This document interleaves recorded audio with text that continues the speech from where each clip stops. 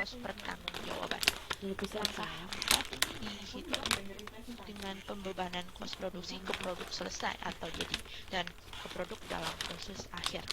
Perhitungannya yaitu dengan mengalihkan kos per unit total dengan produk selesai untuk menentukan kos produk selesai.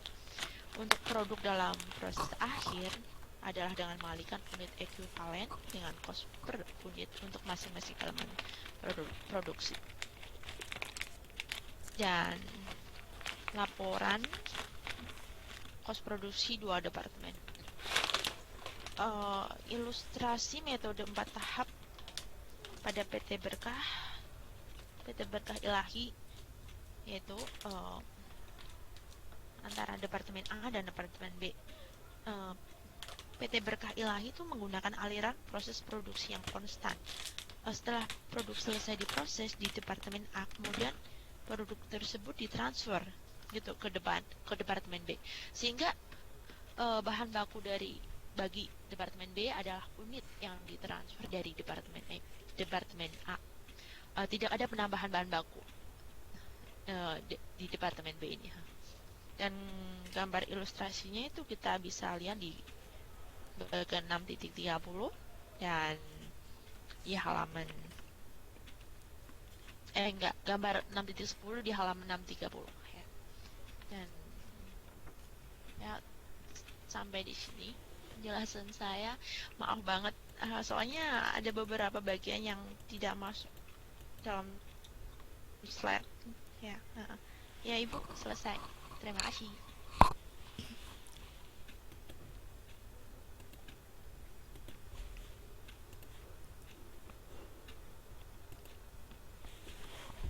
Oke, semuanya tadi sudah mendengarkan penjelasan Mbak Dewi Ernawati kan? Sampai sini ada pertanyaan atau enggak? Saya tanya dulu, sampai detik ini apakah ada pertanyaan? Kalau memang nggak ada pertanyaan, saya rasa mungkin semuanya udah ngerti ya. Nggak perlu saya jelaskan lagi atau kayak gimana.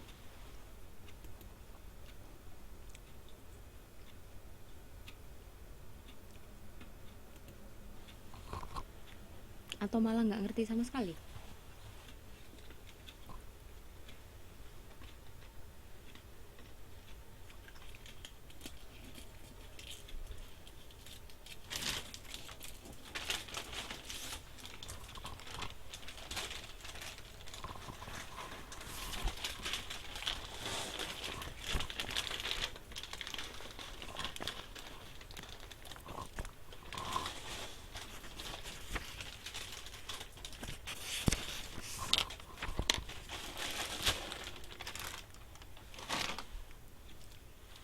Yo, nggak ada yang berkomentar. Saya jadi bingung. Ini ngerti apa enggak? Jadi saya tetap harus jelaskan gitu ceritanya. Oke. Saya akan menjelaskan lagi. Tapi saya menjelaskannya mungkin nggak semua bagian, hal-hal yang saya rasa tadi waktu dijelaskan sama kelompok 1 belum begitu jelas atau butuh penekanan akan saya ulangi lagi. Tapi bukan berarti semua bagian saya ulangi lagi, oke? Dan tolong diperhatikan, soalnya ini udah mulai yang agak susah gitu. Modul 6 itu yang mulai agak susah, jadi sedikit, ya nggak sedikit, harus diperhatikan lah gitu, daripada nanti semakin ke belakang semakin nggak mudeng. Oke. Kita di sini membahas tentang sistem cost proses 1 dan ini yang dasar.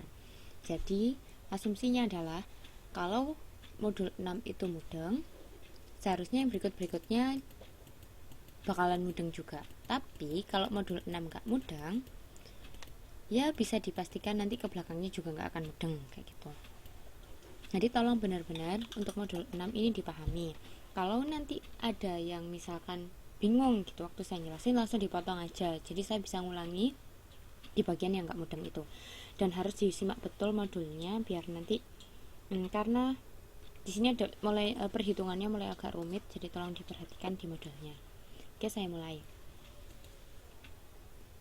Kegiatan belajar 1 membahas tentang konsepnya atau hal-hal pokok, hal-hal dasar penjelasan tentang sistem cost proses.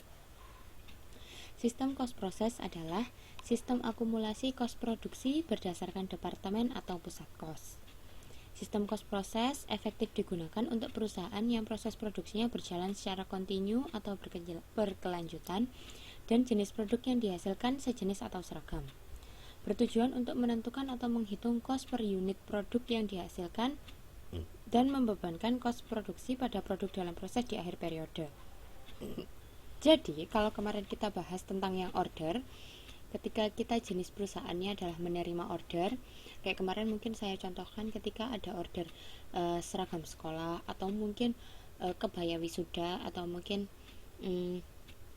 baju untuk pesta kayak gitu kan, itu karakteristiknya bagaimana cara menghitung kosnya. Nah, sekarang kalau yang sekarang itu kita membahasnya tentang bagaimana cara kita menghitung kos yang terjadi di perusahaan manufaktur atau perusahaan yang melakukan proses produksi setiap hari. Selalu secara kontinu dia memproduksi produknya seragam. Kalau kemarin kan order produk satu dengan produk yang lain yang dihasilkan tentu akan berbeda, tergantung dengan pesanan dari pelanggan. Tapi kalau di sini yang kita bahas adalah sistem cost. Kalau misalkan produk yang dihasilkan itu sama, cuma satu, kayak misalkan pabrik biskuit, atau mungkin pabrik mie instan, pabrik kecap, pabrik bukan sandal, misalkan sandal jepit. Nah, itu kan cenderung untuk semuanya sama gitu. Jadi yang dihasilkan sejenis atau seragam dan dia memproduksi setiap hari. Nggak perlu nunggu order, mereka akan terus memproduksi setiap hari. Nah, itu yang akan kita bahas. Gimana sistem cost-nya yang terjadi di perusahaan yang tipenya kayak itu. Contohnya atau ciri mudahnya itu adalah dari departemen 1, kemudian produknya harus pindah ke departemen kedua, departemen ketiga, dan baru nanti mungkin masuk ke gudang produk jadi gitu. Kalau mungkin di departemen 1 kosnya sebesar 1 juta, yang terjadi kosnya sebesar 1 juta, kemudian di departemen 2 ditambahi kosnya 500.000, maka total kosnya menjadi 1.500.000. Terus pindah ke departemen 3 ditambah lagi kosnya 600.000, maka yang terjadi di departemen 3 adalah kosnya kemudian 1,5 juta ditambah 600.000, sehingga yang kos yang akhir yang ada di gudang produk jadi itu adalah totalnya sebesar 2,1 juta. Jadi karakteristiknya adalah kalau memang di setiap departemen terdapat penambahan kos, maka harus ditambahkan kosnya. Nggak boleh dihiraukan gitu. Penambahan kosnya harus tetap dihitung. Itu ciri-ciri dari sistem cost process. Jadi sifatnya akumulasi dari departemen 1.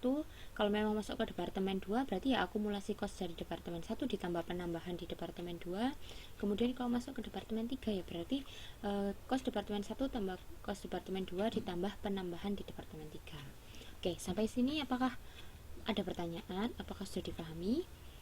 Tolong dijawab dulu. Kalau memang nggak ada pertanyaan saya lanjutkan. Oke, paham. Berarti konsep dasarnya paham ya tentang apa yang disebut sebagai sistem cost process. Nah, karakteristik sistem cost process itu ada beberapa, ada 6. Tadi juga sudah dijelaskan sama kelompok 1 tentang karakteristik sistem cost process. Kos diakumulasi berdasarkan departemen atau pusat kos. Kayak tadi, diakumulasi dari departemen 1, kalau masuk ke departemen 2, berarti departemen 1 ditambah penambahan departemen 2, dan seterusnya. Setiap departemen di pabrik memiliki akun produk dalam proses. Jadi setiap departemen itu punya akun produk dalam proses. Kalau memang departemen 1 berarti produk dalam proses departemen 1.